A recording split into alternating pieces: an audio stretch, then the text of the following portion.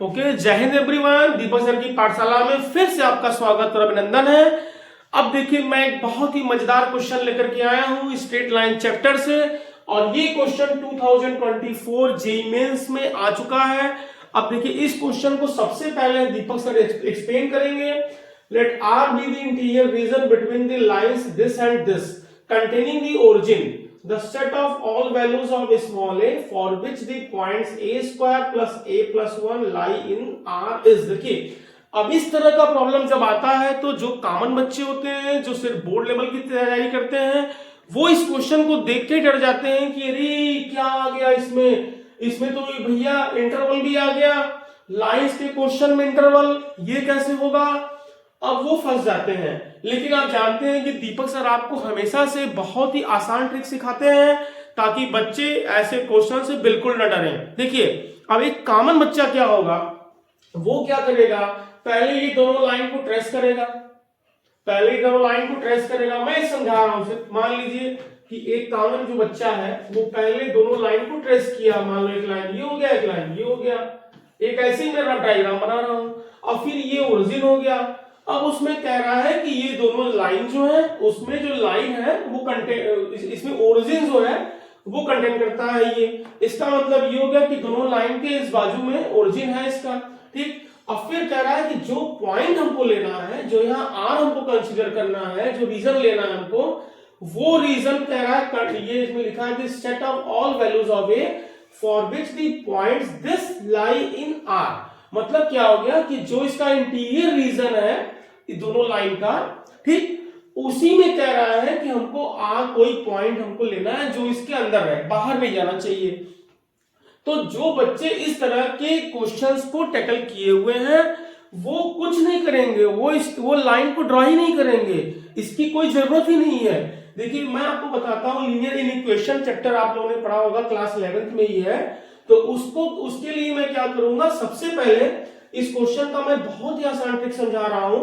देखिए, इसमें आपको करना क्या था, इसमें आप पहले जो ये पॉइंट है, पहले ओरिजिन को चेक करो। आप फर्स्ट लाइन जैसे यहां पर दिया हुआ था, इसमें अगर हम ओरिजिन रखते हैं तो ओरिजिन का मतलब होता है 0,0। चलो 0,0 को इसमें फिट करो, तो 3 इंटू 0 करोगे 0 आएगा, -0 आएगा और +1। अब इसकी इक्वलिटी चेक करो, 1 क्या होता है, ग्रेटर देन 0 होता है, 1 is always greater than 0। It means क्या हो गया कि ओरिजिन इस लाइन को सेटिस्फाई नहीं कर रहा है। मतलब लाइन का हमको वो साइड लेना है जिस साइड ओरिजिन लाइन नहीं करता उसमें। तो सेम इनइक्वालिटी इस पॉइंट की भी होगी, जो इनइक्वालिटी ओरिजिन की होगी वही इनइक्वालिटी इसकी भी होगी। तो हम यहां पर इस लाइन में जो लाइन का इक्वेशन दिया हुआ है उसको हम चेंज करेंगे इनइक्वालिटी में। मतलब 3x का मतलब हो गया 3a² और -y मींस हो गया हमारा a + 1, तो a - 1 हो गया और इसकी वैल्यू हो गई ग्रेटर देन 0। ओके, तो इस तरीके से आपने देखा कि यहां पर 3a² और यहां -y, अच्छा ये +1 भी है यहां पर, तो +1 भी कर लीजिए, 1 1 कैंसिल भी हो गया, तो यहां से a कॉमन ले लेंगे, तो ये हो गया 3a - 1 और ग्रेटर देन 0 आ गया। अब देखिए, इसको चेंज करो, 3 से डिवाइड करो, तो a - 1/3 ग्रेटर देन 0 आ गया। अब देखिए, यहां से ये प्रॉब्लम बन गया इनइक्वालिटी का। तो इनइक्वालिटी का एक फॉर्मूला होता है, अगर यहां कहीं लिखा हुआ है x - अल्फा और x - बीटा ग्रेटर देन 0 होता है, और ये नंबर लाइन पर अल्फा और बीटा है, और ये -इनफाइनाइट है और ये +इनफाइनाइट है। ये मैं समझा इसलिए रहा हूं, मैं डायरेक्ट कर दूंगा तो बच्चों को कुछ समझ में नहीं आएगा, तो मैं इसको एक्सप्लोर कर रहा हूं कि क्या होगा। तो देखिए, इस इनइक्वालिटी में आप जब x की वैल्यू अल्फा से कम रखेंगे या बीटा से अधिक रखेंगे तभी इनइक्वालिटी होल्ड होगी, क्योंकि दो नंबर का मल्टीप्लाई पॉजिटिव आ रहा है, तो या तो दोनों नेगेटिव हो या दोनों पॉजिटिव हो। तो x की वैल्यू अगर अल्फा से लेस होगी तो ये भी नेगेटिव में आएगा, ये भी नेगेटिव में आएगा, नेगेटिव नेगेटिव मिलकर पॉजिटिव हो जाएगा। अगर हम यहाँ x की वैल्यू बीटा से अधिक रखते हैं तो ये भी पॉजिटिव में आएगा और ये भी पॉजिटिव में आएगा, तो बोथ आर पॉजिटिव, इसका मतलब इसका मल्टीप्लिकेशन भी क्या होगा, पॉजिटिव होगा। तो इसका मतलब हम इसी से यहाँ पर यूज कर लेंगे कि a की वैल्यू जो आएगी, यहाँ देखिए a केवल लिखा है, इसका मतलब a - 0 है, तो अल्फा हम क्या करते हैं, कम वाले को बोलते हैं, बीटा अधिक वाले को बोलते हैं। तो यहां पर 0 और 1/3 आ रहा है, तो -इन्फिनिटी से 0 तक होगा ये a का वैल्यू, और या तो 1/3 से इनफाइनाइट तक होगा। एक वैल्यू यहां से हमको ये मिल गया। चलिए अब नेक्स्ट चलते हैं हम।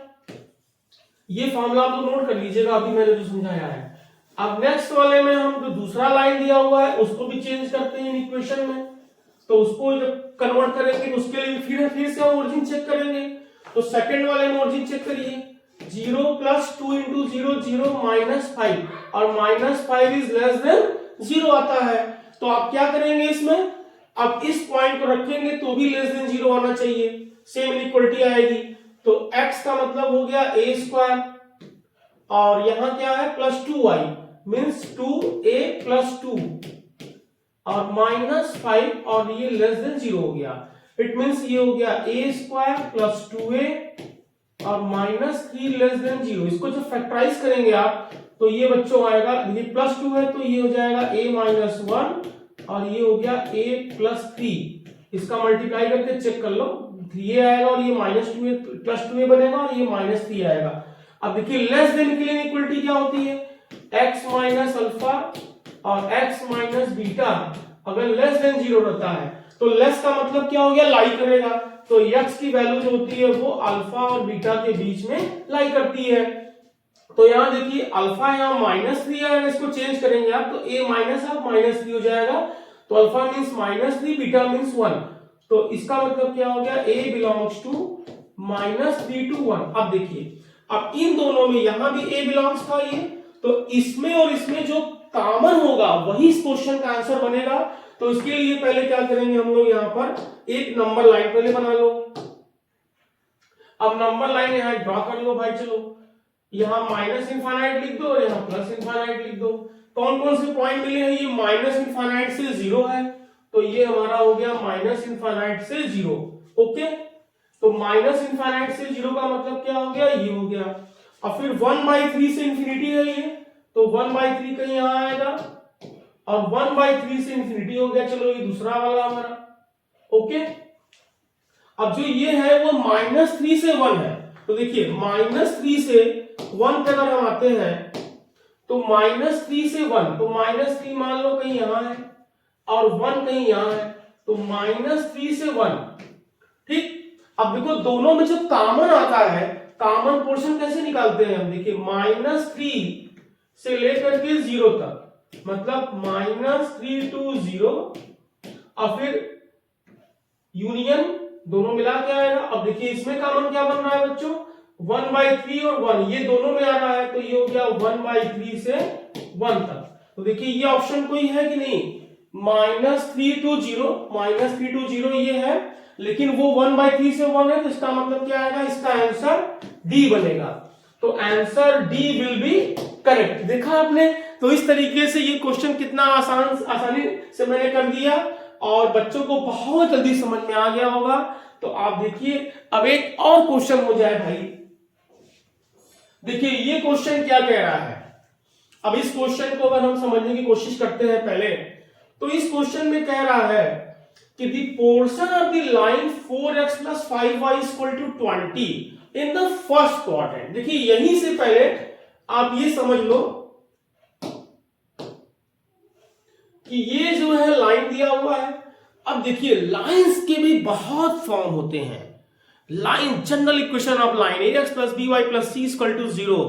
अब लाइन का एक इक्वेशन होता है इंटरसेप्ट फॉर्म में, तो इसको सबसे पहले अगर आपको ट्रेस करना है तो ट्रेस करने के लिए इसको पहले हम इंटरसेप्ट फॉर्म में कन्वर्ट कर देते हैं। 20 से डिवाइड कर दो भाई इसमें, तो ये कितना हो गया, x/5 हो गया, और प्लस ये कितना हो गया, y/4 हो गया, और 21 या 20 होता है ये 1। अब देखिए इस इक्वेशन को अगर हमको ट्रेस करना है तो ट्रेस देखिए हम कैसे करते हैं इसको।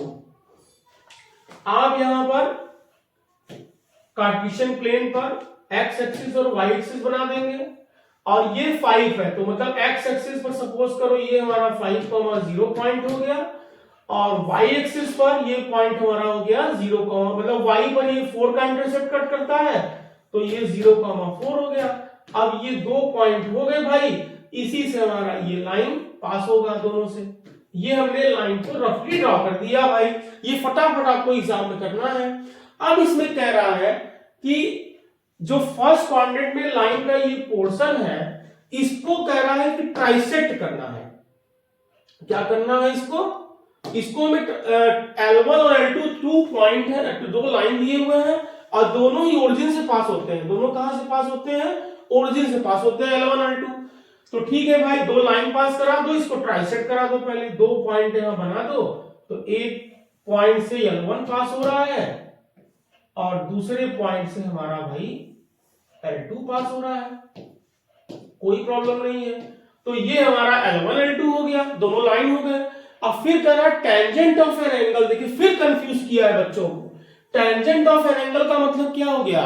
मतलब अगर ये एंगल इनके बीच में इंक्लाइन एंगल थीटा है, तो we have to find tan theta. अब हमको देखो tan थीटा फाइंड करना है। अब दोनों लाइन के बीच का एंगल का टेंजेंट फाइंड करना है हमको। अच्छा, अब हमारे पास है क्या? देखो अब हम इस क्वेश्चन को किस तरीके से सोचेंगे। देखिए लाइन L1 और L2 दोनों कहां से पास हो रहे हैं? ओरिजिन से पास हो रहे हैं। तो ओरिजिन से पास होने वाले लाइन का इक्वेशन कितना होता है? y = mx होता है। तो इसका स्लोप समझ लो m1 है और इस वाले लाइन का स्लोप कितना है? m2 है। ये मैं सिर्फ समझाने के लिए आप लोग को लिख रहा हूं बच्चों। तो इस लाइन का स्लोप और इस लाइन का स्लोप कैसे निकलेगा? जब तक ये दोनों पॉइंट्स नहीं निकलेंगे तब तक ये आएगा नहीं। अब पॉइंट्स निकालने के लिए दीपक सर क्या करेंगे? इसके लिए इसको अगर P कर लेते हैं, इसको Q कर लेते हैं भाई। चलो, तो हम यहां सेक्शन फॉर्मूले का यूज करेंगे। ट्राइसेक्ट वर्ड का मतलब क्या होगा? 3 इक्वल पार्ट में डिवाइड कर रहा है। तो अगर हम यहां से इस पॉइंट को A कह दें और इस पॉइंट को B कह दें, तो देखिए AP रेशियो BP जो बनेगा वो 1:2 का बनेगा। चलो भाई, पहले हम 1:2 करके पॉइंट P फाइंड कर लेते हैं। तो पॉइंट P का कोऑर्डिनेट कितना बनेगा? यहां से ये होता है mx2, तो ये यह हो गया 1 × 5। कितना हो गया? 5 हो गया। अब y के साथ में तो 0 लगा, इधर तो 0 लगा हुआ है, तो 2 × 0 कुछ लिखेंगे ही नहीं। और अपान में क्या होगा? सम ऑफ रेशियो मतलब 3। तो ये हमारा हो गया 5/3। चलो, इसके बाद अब आता है हमारा y। तो 1 × 0 0 हो गया और फिर 2 × 4 कितना आएगा? 8 आएगा। तो दिस विल बी 8/3। ये हमारा पॉइंट T निकल गया। चलो, अब ऐसे ही हम पॉइंट Q की बात कर देते हैं। तो पॉइंट Q में आप देखेंगे तो ये AP कितना हो गया? 2 और ये पोर्शन 1 हो गया। तो रेशियो को हम यहाँ पर बदल देते हैं, 2:1 कर देते हैं। तो x के लिए 2 × 5 कितना आएगा? 10 आएगा और x2 वाले में 0 आ जाएगा, 10/3 हो गया। और y के लिए क्या बनेगा? 2 × 0 और फिर 1 × 4 मतलब 4/3। तो इस तरीके से हमने कोऑर्डिनेट निकाल लिया। चलो, अब इसके बाद tan थीटा का फॉर्मूला क्या होता है मेरा? m1 - m2। देखो अब इस वाले लाइन का स्लोप अगर निकालोगे तो इसका कोऑर्डिनेट मैंने निकाल दिया P का। तो y/x, इसका स्लोप कितना आएगा? y/x का मतलब क्या हो गया हमारा? m1 की वैल्यू अगर हम यहां से फाइंड करेंगे तो y/x का मतलब हो गया 8/3। ये 8/3 हो गया और x की वैल्यू आ गई 5/3। तो ये कैंसिल हो गया। ये बच्चों कितना आ गया? 8/5 हो गया m1 का वैल्यू और m2 का वैल्यू भी कर दो y/x से 4/3 और 10/10। 4/10 का मतलब हो गया 2/5। तो हमने देखो यहाँ m1 m2 की वैल्यू फाइंड आउट कर ली है। तो फॉर्मूला क्या होता है? m1 डिफरेंस m2 या मॉड लगा दो अपॉन 1 प्लस m1 m2 इसका फॉर्मूला होता है। तो m1 - m2 दोनों में कौन ज्यादा है? 8/5। तो 8/5 - 2/5 कर दो। 8/5 - 2/5 और upon 1 plus m1 m2। 8/5 × 2/5। Okay, तो 8 - 5 8 - 2 कितना होता है? 6 होता है। तो ये 6/5 आ गया। यहाँ देखो 25 एलसीएम हो गया और 25 और 16 करोगे तो ये 41 आता है। 5 5 जा हो गया और ये हो गया हमारा 30/41। तो 30/41 का आंसर दिख रहा है क्या? Answer B. तो देखिए फटाफट आंसर बी में हम यहाँ पर टिक लगाएंगे। और इस तरीके से हमने आज स्ट्रेट लाइन के 2 क्वेश्चन जो जेईई मेंस में 2024 में आए थे उसको सॉल्व करने का हमने प्रयास किया है। और उसी के साथ मैंने आप लोग को दोनों क्वेश्चन अगर आप देखेंगे तो हमने यहाँ पर बहुत अच्छे जो ट्रिक्स होते हैं, जो थ्योरी इसके पीछे छिपी हुई है, वो हमने यहाँ पर आपको एक्सप्लेन किया है। और इसी तरह का रेंज होता है जेईई मेंस का। तो आप दीपक सर की पाठशाला से निश्चित जुड़े रहिए और ऐसे ही क्वेश्चन को फटाफट सॉल्व करने की कोशिश करिए। जय हिंद बच्चों, थैंक्स फॉर वॉचिंग।